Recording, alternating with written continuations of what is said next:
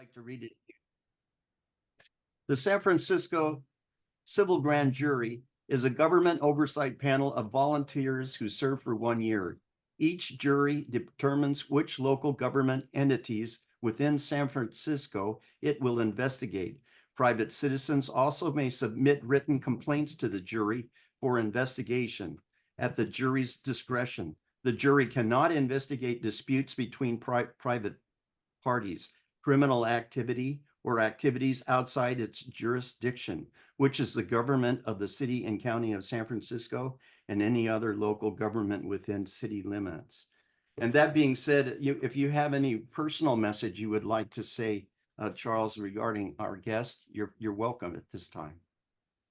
Okay, I would just like to say that I did hear the report given at the Government and Oversight and Audit Committee when it was presented. Was that 2 weeks ago, Niall? A little over 2 weeks ago now. It was on September 19th. Yeah, there was, I think it was 3 or 4 reports were presented at the same time. And I was intrigued because of my sense of humor with Commissions Impossible, because I love puns. And I enjoyed the presentation and the follow-up discussion by Dean Preston and the other supervisors there. So as a couple of people already know, I've been on the Civil Grand Jury twice myself, once in 2014, along with Larry Bush, where we dealt with the Ethics Commission problem, and he eventually became a commissioner on the Ethics Commission. And then again in 2016, when, as well as being recording secretary for CSFN, I also became the recording secretary for the Civil Grand Jury for a year. And that was a big job. Forward to your report. Thank you, sir. No, thank you. Thank you for that introduction. As Glenn was saying there, so Charles, and when you and I spoke earlier, yeah, you had mentioned you'd been on the grand jury before, so you're kind of you certainly know probably as much, if not more, than I do and everything. And I've kind of tailored the presentation here, kind of with the assumption that most of the folks here have maybe just a superficial or limited understanding of the grand jury. So I'm not going to get too much into, the workings of the grand jury, the history, or anything like that, because right. The purpose of this call is really to focus more on our report, Commissions Impossible. But just to kind of set the stage, I will maybe talk a little bit about the grand jury. So in our particular case, the grand jury runs a term of July through June of every year, through the following June. So I was on last year's grand jury. So it started July of 2023, and we wrapped up in June of 2024 earlier this year. We did five investigations, Commissions Impossible being one of them. And then we, as with all grand juries, we had, came up with a variety of findings and recommendations. And then the government, or city officials have, certain time periods, often 60 to 90 days subsequent to the issuance of those reports, where they have to respond to our reports and provide answers. So I'm going to, at this stage, I think, why don't I go ahead and start to share my screen?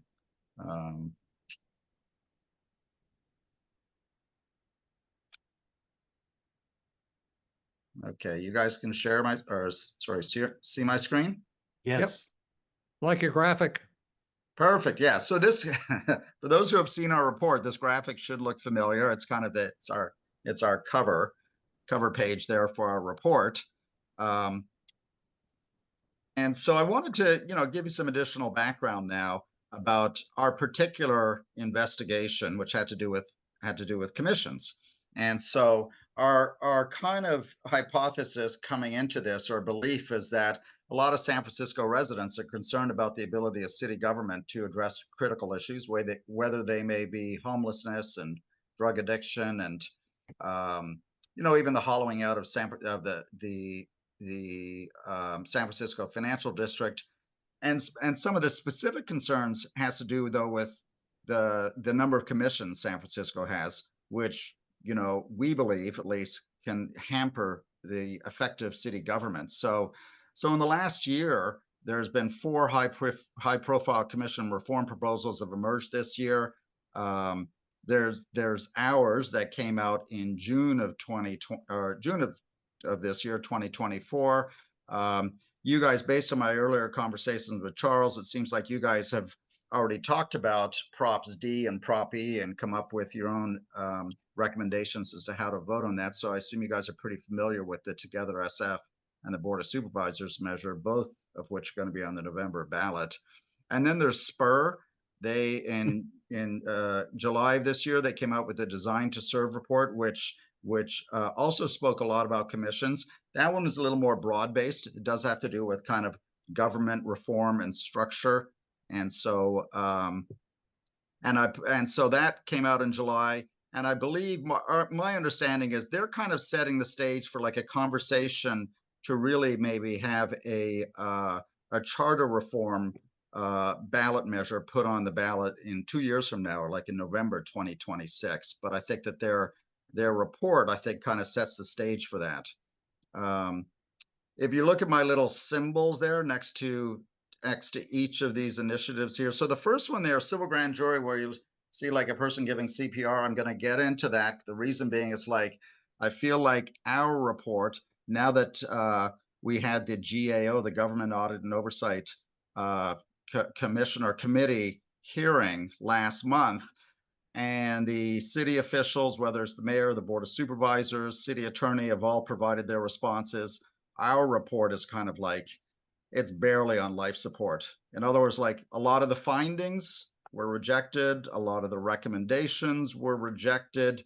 So it's that one is, you know, probably doesn't really have much legs, I think, at this point. The ones that do have legs still are, of course, are the Together SF, you know, the Props D, E, and also Spur, although that one we're looking at maybe a 2-year horizon for that and see what that charter reform effort looks like. Now, all of these recommend creating a commission streamlining body. We did. And in this case, we recommended a permanent body be set up. The other ones are all temporary task forces.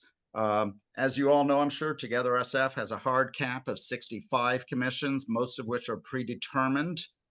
Board of Supervisors measure is more closely aligned with our report. In other words, they don't have any hard cap, but it's more like just doing kind of an exhaustive, methodical kind of review of all the commissions out there and kind of seeing what makes sense to kind of keep or consolidate. And as I said earlier, the Spur report focuses on restructuring city government commissions being one element. Some of you may know already, it's like when it comes to the structure of San Francisco government, I put together a simple Venn diagram here. You have the Office of the Mayor, the Board of Supervisors, and commissions. So it's kind of a three-legged stool.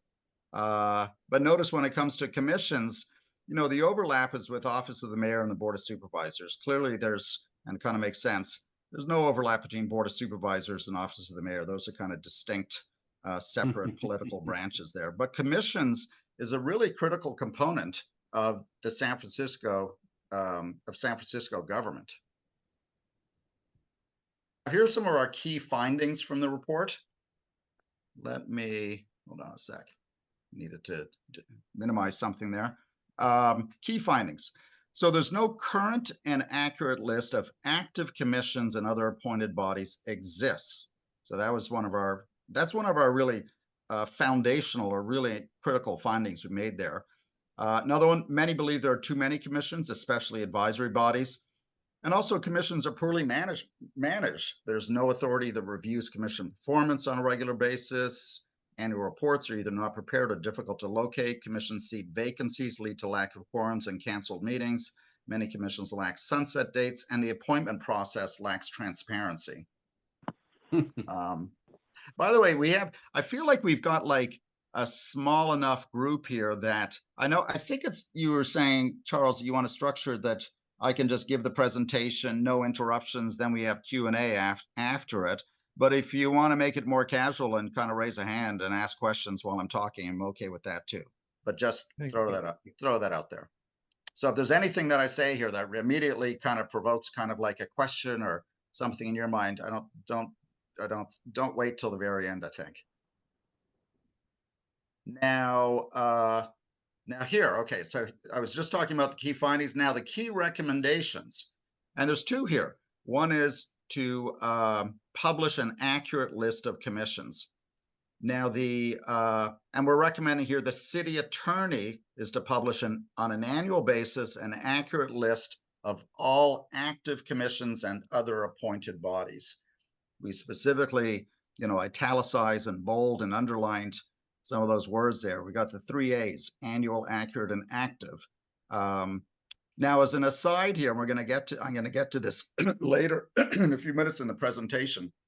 Some of you may already know the city attorney does publish such a list, and has been publishing it on a periodic basis since 2014, when a civil grand jury back in that year, and I guess I'm seeing from my notes here, this was the 2014 civil grand jury that you served on, Charles, but it looks like one of the investigations that year was had to do with commissions.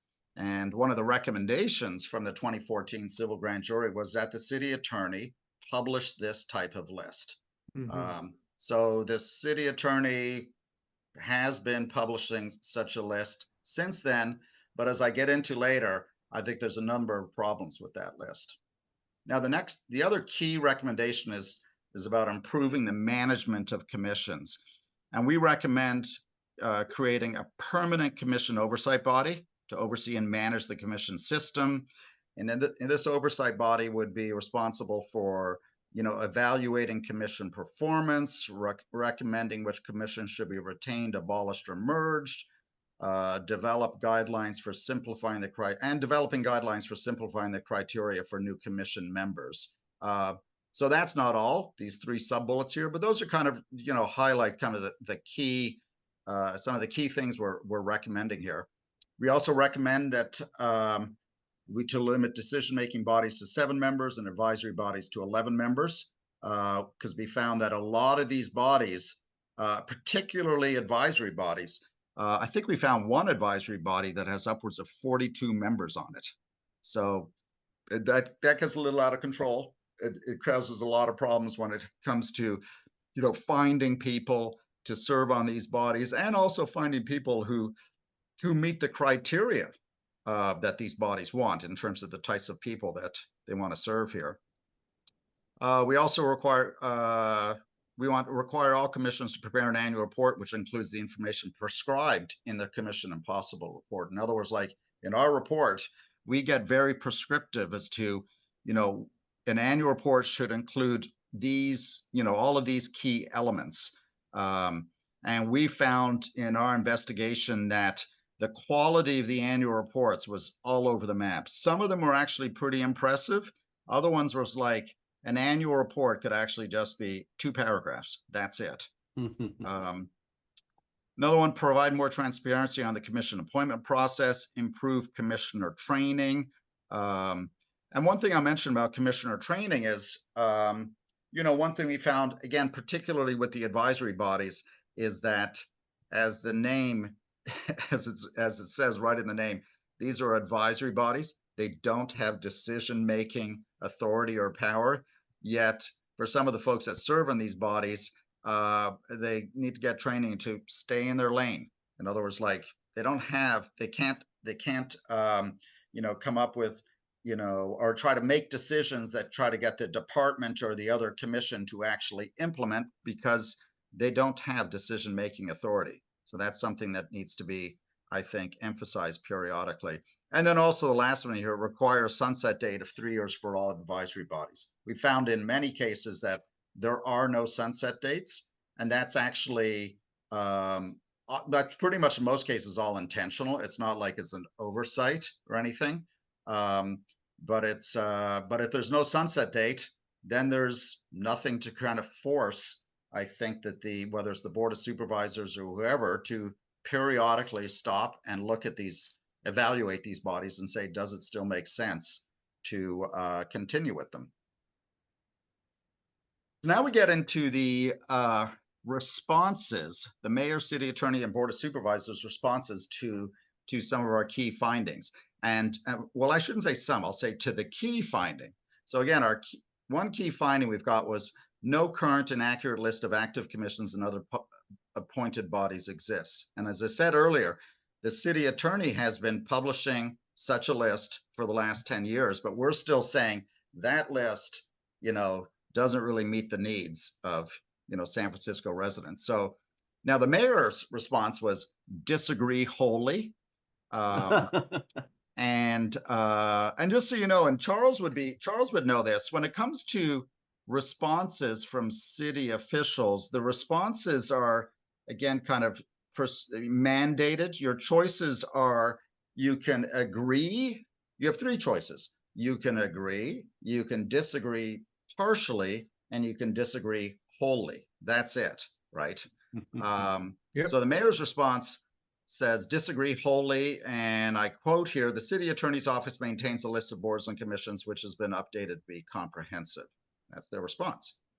City attorney's response was disagree. Now, for those who've been really paying attention to what I've been just saying and everything, you'll pick up on, like, the city attorney's response doesn't say disagree partially. It doesn't say disagree wholly. It just says disagree. Now, I think they're trying to be, I think that was intentional when it comes to the city attorney, and particularly with lawyers. At least from my own professional experience, lawyers are very careful with their wording. And so they didn't want to, given the problems with their list, which I think they kind of acknowledge, they didn't want to, kind of say disagree wholly, and they didn't want to say disagree partially. So they just stuck they came up with this word in the middle there, so to speak, which is really not even like an answer that's kind of acceptable. But regardless, they said disagree. And their answer was the city attorney publishes and regularly updates a list of all city policy bodies established under state and local law. And then finally, we board of supervisors response, disagree partially. There's a lot of words there. Multiple departments currently publish lists, including city administrator, city attorney's office, et cetera, et cetera. But here, at least the Board of Supervisors response I thought was a little more helpful, because as I highlight in yellow there, they do say, however, these lists do not track whether a commission is actively meeting. Because that was one of our key thing we drilled down on, is because we felt that the list should be just of active commissions, not commissions that have been haven't met in 20 years or 10 years, or even that sunset 5 years ago. I mean, how relevant is that? It's not helpful. I think it's helpful just to have, what are the list of commissions that are actively, they're meeting on a regular basis. We get to, so our response to the mayor and city attorney's response. So let's go back to 2014, because I'd mentioned the 2014 civil grand jury recommendation, and here's what they recommended. 2014 said the city attorney should ensure that there is an annual list of active commissions that is complete and listed alphabetically. And where you see annual and active and complete, underline there. I did that just for emphasis. It's not that, that they put that in there, but I just want to highlight these words here. 2024 civil grand jury, so that's us. So we said by October 1st, which was in this case, what's that, 2 weeks ago now, the city attorney's office shall prepare and publish an up-to-date, accurate list of active commissions and other appointed bodies each year, right? Now, the city attorney's response that we got a month or so ago, their response is, the city attorney publishes and regularly updates a list of all city policy bodies established under state and local law. So essentially, the city attorney is kind of saying here, look, we provide a list. It's we think the list is adequate. We think we're complying with both the 2014 and 2024 civil grand jury recommendations. But if you look at their words carefully, it's like it should really be mirroring almost what we have recommended, and it's not. As an example, for instance, in the city attorney's response, they put in there regularly updates. And the city attorney, it's been 10 years since 2014. And in both cases, we recommended that they publish it annually. They have not been publishing it annually. They do it kind of when they get around to doing it. And it's worked out to be about every second year they publish it. So it's, they don't do it annually. So that's why I'm sure they put in this word regularly, just to, again, be lawyer-like here. And then they also say city policy bodies established under state and local law. They don't mention anything about, hey, they have to be active or anything like this. So this is them, I think, the city just being kind of cute and resistant and maybe passive aggressive or whatever, however you want to characterize it here. Now we get to the civil grand jury, our response to the mayor and city responses. So the city attorney, so as I say in the first bullet there, the latest city attorney's list dated July 8th rather, 2024 does not comply as follows. But let me back up briefly here, because the city attorney published their regular, we'll call it annual list, in May of this year. We came out with our report in June, a month later. We identified a number of discrepancies and problems and everything.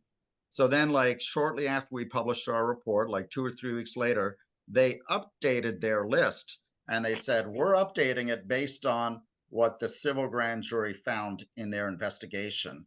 And now I'm going to go through, they updated it, but it's still nowhere close to where it should be in terms of accuracy or anything like this. So so I already mentioned that this list has been published only 5 times since 2014. It should have been done 10 times. Their current list, July 8th, includes 20 inactive bodies, and we recommended only active bodies be included. By the way, one of these inactive bodies we found hasn't met in over 20 years. Also, the list includes, improperly excludes 5 passive meeting and other bodies. And then we recommended that the commission recommended that commissions and other appointed bodies be included. Now, for a passive meeting body, is kind of is a body that's not necessarily set up in the administrative code. However, it kind of, it's got all the characteristics of a commission. I mean, it's got regularly scheduled meetings. You've got to find people to serve on it. And it's, but a good example of that would be like the Mayor's Disability Council. I think it has about 20 people on it. And this is a body that kind of quacks like a duck, walks like a duck, and all that. It's a commission. But the city attorney excludes these types of bodies.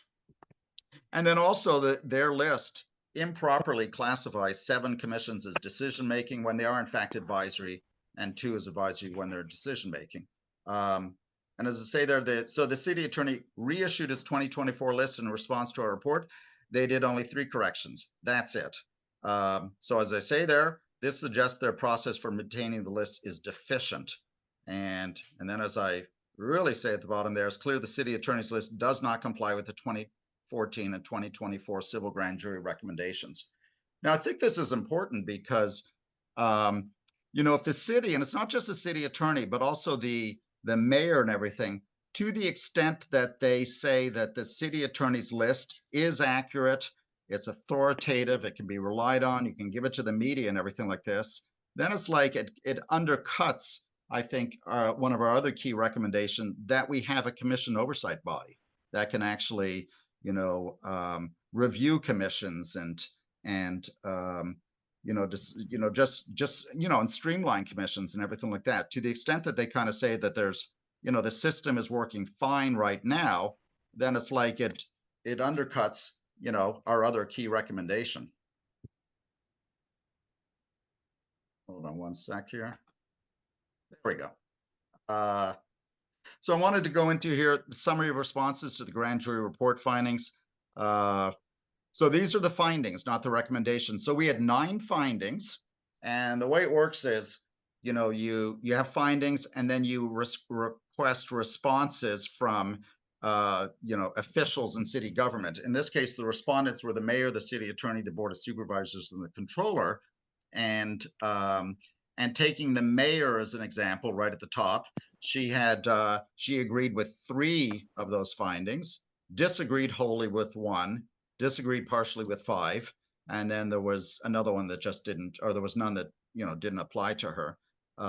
Some of the ones were like with the board of supervisors and the mayor, where you see they agreed on 3 of the findings.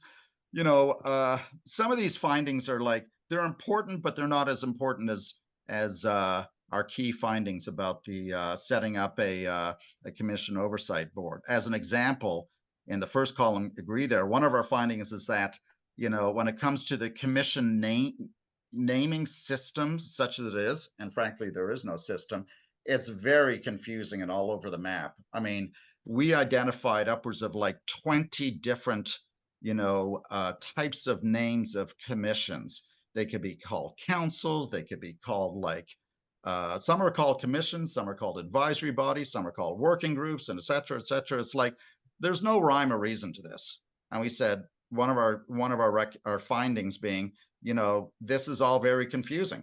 And we do have a recommendation then. Someone needs to look into this and actually try to come up with something that's a little more logical. But then we get into the summary responses to the grand jury report recommendations. So in this case, we had, as I said, we had 9 findings, but we have 24 recommendations. And so again, starting kind of to the left of the table here, you can see with the respondents, and particularly with the mayor and the board of supervisors, the bulk of our recommendations will not be implemented. And when they say that they're not going to be implemented, the rationale for saying that is because it's unreasonable or not warranted. So that can be a you know, that can be legitimate sometimes, because you can imagine that sometimes you might a grand jury might be saying, you know, to do something, but it costs a lot of money to do it. And given the fiscal challenges the city is in right now, they might say, we're not implementing it because while it's a great recommendation, we just frankly don't have the money for that. So that could be reasonable. But then other times it might be just, you know, I don't know, they're just being difficult or so. Now, I will say that in the case of the mayor, for instance, where the majority of these recommendations saying were not being implemented, some of you may be aware that a couple of months ago, the mayor issued an executive directive. I think it's 2403 or something. And this is one where she pretty much has tasked a lot of the key agencies and people within city government to get together over the next couple of years and work on a charter reform effort that would then be put to the voters in November 2026. And in their answers to us, the mayor, she said, and commissions will be one component of that. That's why we're not going to, you know, implement your recommendations. So they're not necessarily saying that we think they're bad recommendations, but we're just kind of punting. We want this other body that we're setting up to look into this and then present something to the voters in November 2026. Now, of course, who knows what will happen? That's going to all be moot after the election in November now. London Breed may not be the mayor or whatever, but anyway, that's their answer. And then this one I point out. So city attorney, the column there already implemented where it says 2. So with the city attorney, the key findings and recommendations there was that, hey, come up with a list that reflects, you know, that's comprehensive and accurate and reflects kind of all active commissions and everything like that. They said, hey, already done. We republished the list on July 8th. Bada bing, bada boom, we're done. It's like, which was rather galling and frustrating because I don't feel it's done by any means. So I'll move on here. So as I said there, so here in this case, we feel that managing each commission requires multiple perspectives, and that is there's a legal view. I'm looking at the right now of this slide here. There's a legal view in the city, and part of that is the city attorney review of charter and administrative codes and everything like that. And that need is currently being managed, and I think you know, and managed sufficiently and okay and everything by the city attorney. We're not talking about the quality of their list, but when it comes to commissions, you know, pretty much all the bodies there, you know, have a access to someone in the city attorney's office. So to the extent that any issues come up, sometimes it might have to do with, you know, HR related issues or something on the commission. They have kind of a hotline there to someone in the city attorney's office.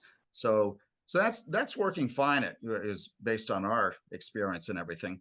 But then if you go to the left of the slide here, when it comes to the nitty gritty of kind of these commissions, the meetings and the agendas, the vacancies, and how is the commission performing, and what do constituents think about the commission? Is the commission necessary? I mean, we have like one of the bodies we recommended in our report be eliminated is the sweat-free procurement advisory group, which when we looked into that, it's we could see it was pretty relevant, I think 20 years ago, when there was a lot of concern, I think appropriately, about like the sweatshops and overseas factories and everything, and perhaps San Francisco was contracting or somehow contracting with some of these companies that was using these kind of services. But that problem has largely been addressed. And in fact, when we spoke to even people in that department there, they were saying you should get rid of this body. And in fact, in a number of instances, when we were talking to city officials and everything, they were there like, you should get rid of this commission, get rid of this commission, get rid of that. I mean, and these are insiders who just feel like, their time, the need for this particular commission is kind of like, may have been necessary in the past, but it's not anymore. But now, just through government inertia or something, you just can't get rid of them. Public opinion.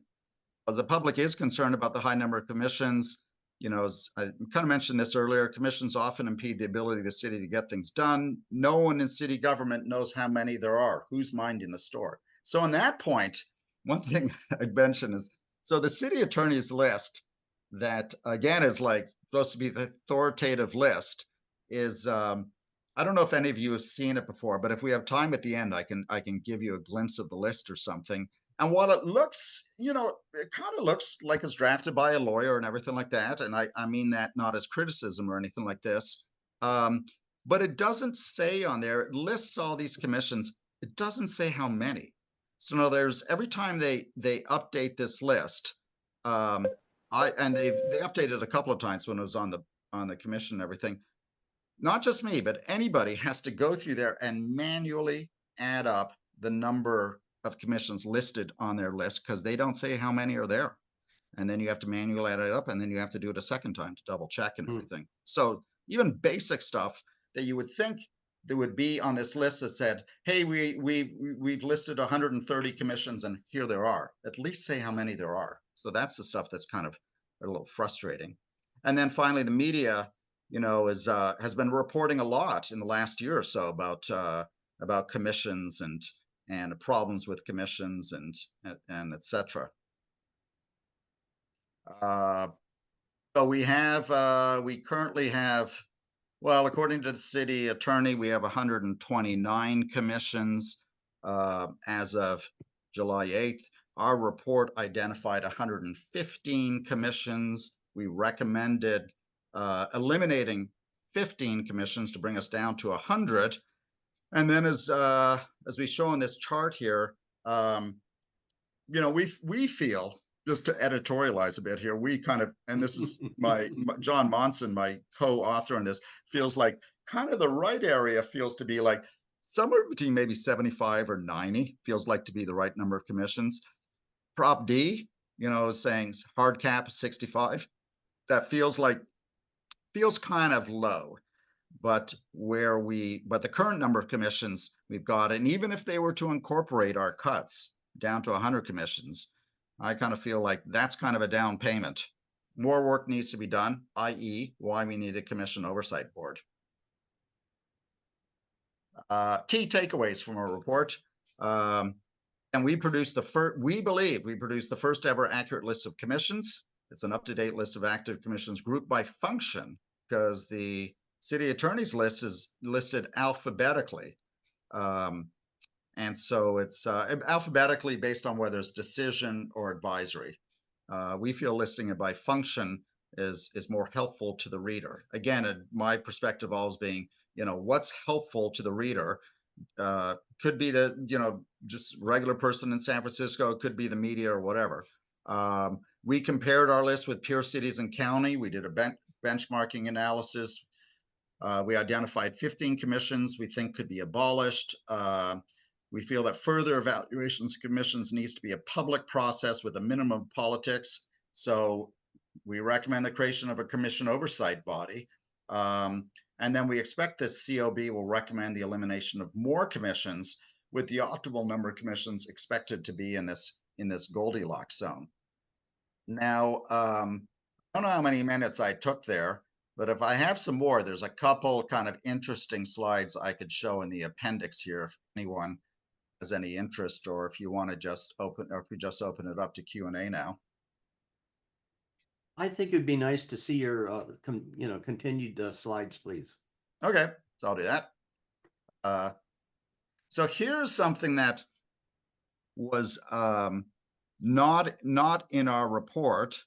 And the other thing I should mention too, that I should have mentioned at the beginning. So this deck that I've been presenting to you here, this is largely the deck that we presented at the Government Audit and Oversight Committee meeting on September 19th. I've made a few additions or changes to it, but in substance, this is largely what we presented at that Board of Supervisors committee meeting back then.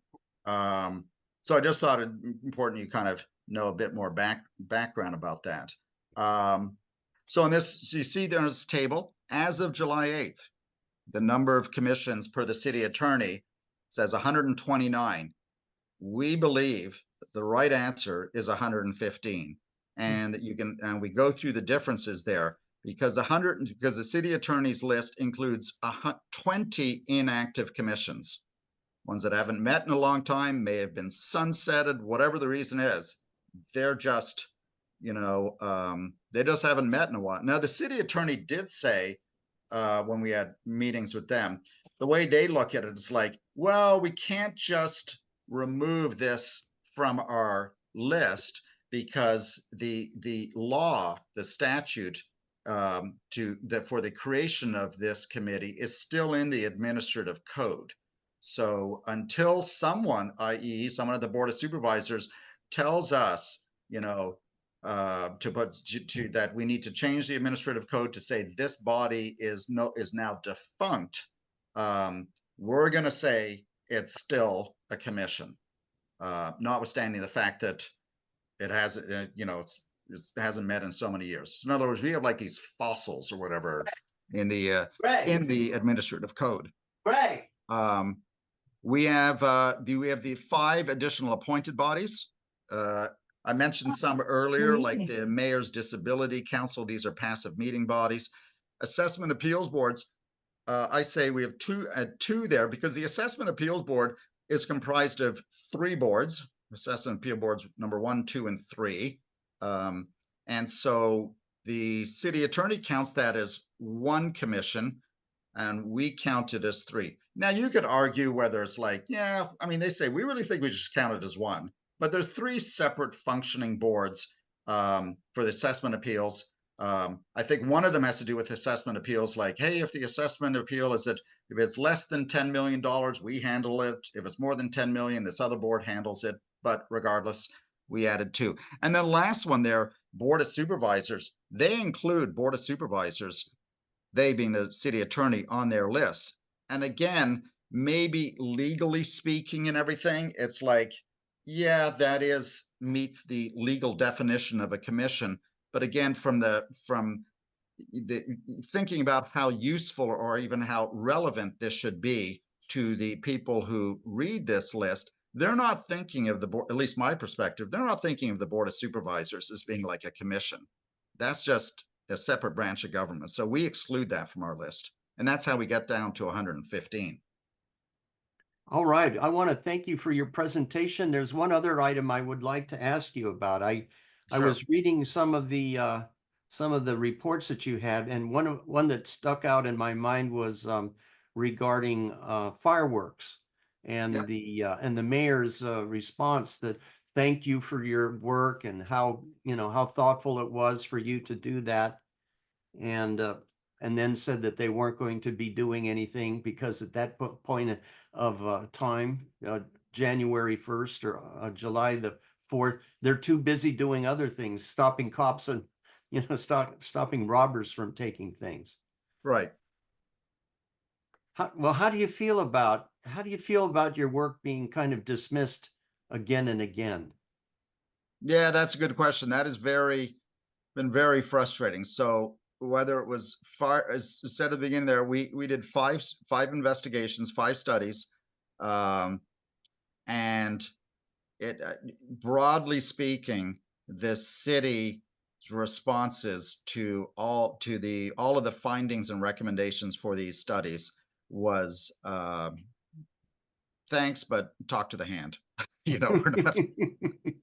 We're not doing anything about this. So as Yeah. kind of like a citizen of San Francisco, it's very frustrating to try to get them to I think try to get them to do the right thing.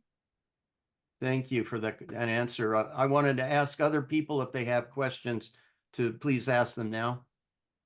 Do all these people on the commissions, do they get any is there an economic incentive to meet? Do they get paid? Generally not.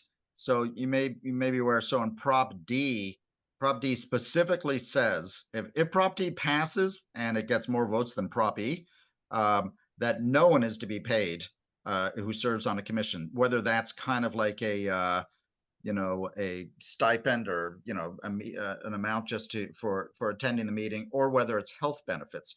So it's depending. So for the most part, most of these bodies, people do not get paid at all. Some of them actually do get health benefits. It's that generally just applies to decision-making bodies. If it's a advisory body like we'll say the Cannabis Commission, for instance. I mean, I can say probably with 99% certainty, anyone who serves on there gets no remuneration whatsoever. But it depends. I mean, when I was looking around, I believe it's when it comes to the Planning Commission, I believe because the people who serve on the Planning Commission, you generally want people, I think, with the right background and expertise and everything. And I believe that people who serve on the Planning Commission get like $10,000 a year. I don't think that's that much in the whole scheme of things. No. In fact, if anything, if that's going to attract the right kind of people, I think that's money well spent. All that being said, I know the Library Commission, I believe they get health care. Yeah. Okay, good. Yeah, some of them do. Some of the folks do get health benefits. Oh, and Charles has his hand up next.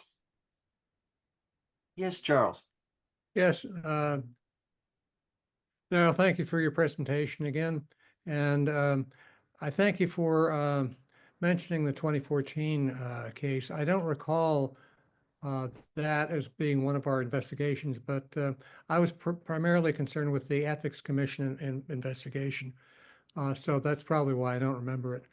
The 2016 one, I remember a little more vividly what some of the others were, because I was an investigative chairman at that point. We were investigating Reckin Park and whether they were meeting the parameters of the BLA report from the year before.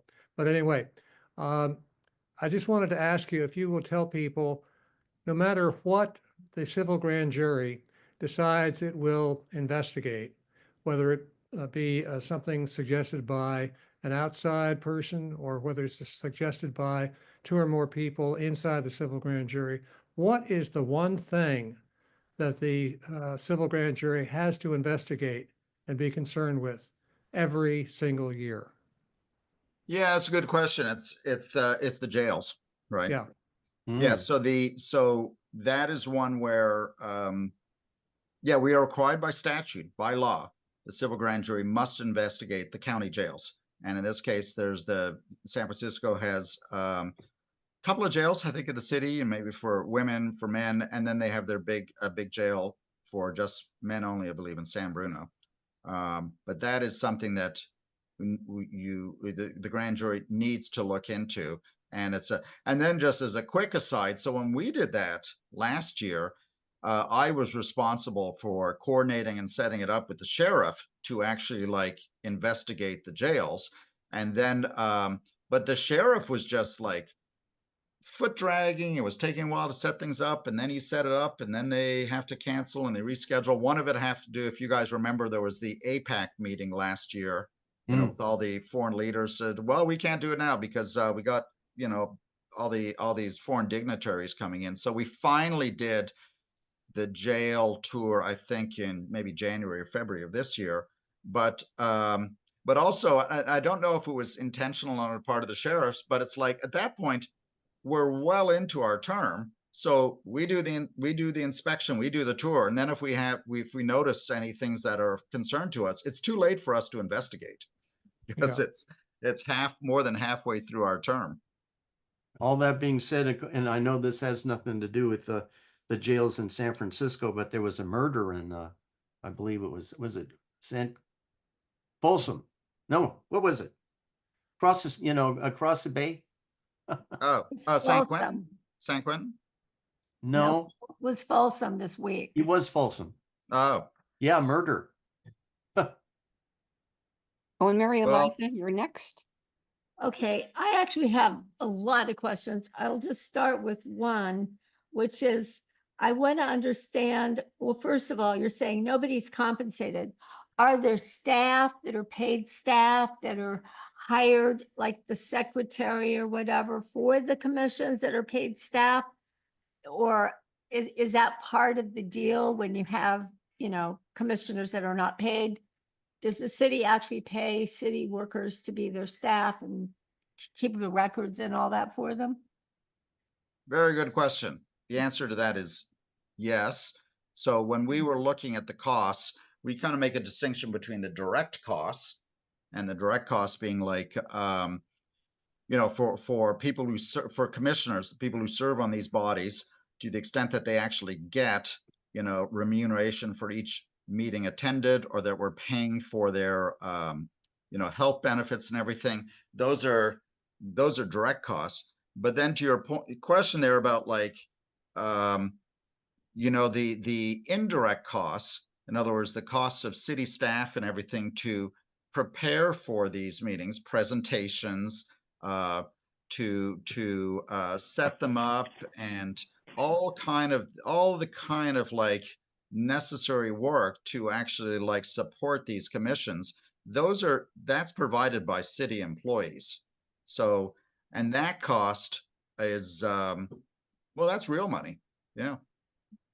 We made an attempt. We started to look into that, but that's tricky to actually try to figure out what those costs are, and actually to do it. And if we were to do something like that, you want to come up with a methodology that you think is supportable and comes up with reasonably accurate, maybe range of costs. And we kind of felt like, yeah, that one might be kind of beyond the scope of our study here. So part of my reason for asking that question is, who ends up making up that staff? Is it like the secretaries of the departments, or the supervisors, you know, staff, or do you know where this city staff comes from that ends up doing that work? Is there Well, like it's a not body of the administrators? that Yeah, just- it's not the supervisor staff. So in general, each commission is attached to or has some connection to a department. Okay, so it's the department staff. Yes. So for instance, the Parks and Rec, for instance, there's a Parks and Recs commission, and then there's the acronym is PROSAC, but that's the Parks and Recs Oversight Advisory Committee, and that's more the citizen-based one. So there's two key Parks and Rec commissions, and we met with, you know, some of the staff there that support those commissions. But these staff are full-time employees with the Parks and Rec department. So they just do this on the side, or this is part of their job, but it Part of their seems a little job, bit- just part of their awkward. job. It Yep. seems a little bit awkward if you have a commission that's overseeing a department and it's being staffed by the department. That's Funded. well, it just seems a little bit awkward, like where's the overlap? The overlap is quite obvious. So that was part of my question about that. I just got one other question, more or less, and that is when you're talking about commissions, does that include committees, advisory committees, task forces, or just anybody who is a citizen group that's working on a process or part of the citizens participation in city government? Do they all fit into this commission envelope, regardless of what you call that body that they're working with? Yeah, that's another good question. So as I was mentioning earlier, one of our findings is that when it came to the names of these types of bodies, there was 20 different varieties that we came up with, task forces and everything like that. But in general, it's for a body to be kind of included in this list of 115, ours, or maybe 129, which is the city attorneys. It needs to be created by statute. It needs to be either in the city administrative code, or it needs to be in the charter. And so if it's in those, then it's like it's on our list. But then I also say, with another exception being where we deviate from the city attorney, is that for these passive meeting bodies, e.g. like the Mayor's Disability Council, that's actually not set up by statute, but it's actually like a body that we felt still should be included on the list. Okay, so in other words, it's kind of a wide-ranging group.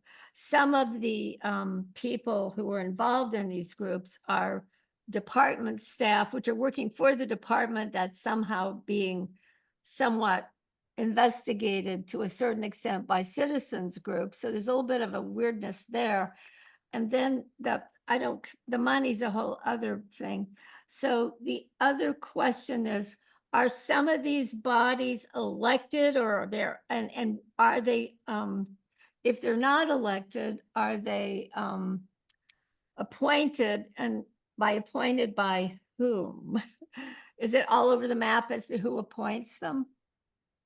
That none of them are elected. I'm going to sign off right now so you can go back to your business. Okay. Thank you so much.